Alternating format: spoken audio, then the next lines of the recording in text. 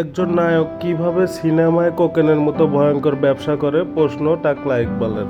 চলুন দেখি দর্শকরা কি বলে, আমরা সরাসরি কমেন্টে যাই। শালা টাকলো একবারে কাম নাই, লজ্জাসনের মাথা কাটা ইকবালের। যেভাবে আপনি হিংসা করেন ওইভাবে।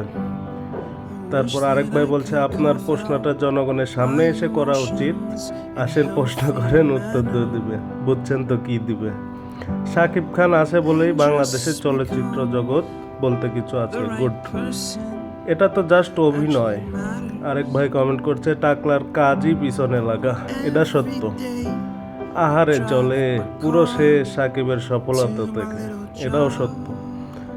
তারপর আরেকজন বলছে ইকবাল খায় গাঞ্জা, রোজা শেষ না হতে সে আবার গাঞ্জা খাওয়া শুরু করেছে। এই টাকলা এতদিন ছিল কই কই ছিল, আমারও প্রশ্ন এটা। যেভাবে তুই করো সেইভাবে, ও মাই গড। রাইসামণি খুব ভক্ত সাকিব খানের, কি পরিমাণ জেলাস দেখছেন। আরেকজন কমেন্ট করছে টাকলা আবার আইছে, টাকলার বাচ্চা কয় কি, এটাকে হায় কয় কি, তাতে তোর কি টাকলা, ওই টাকলা তোর কি। এছাড়া আরো অসংখ্য হাজারো কমেন্ট আছে।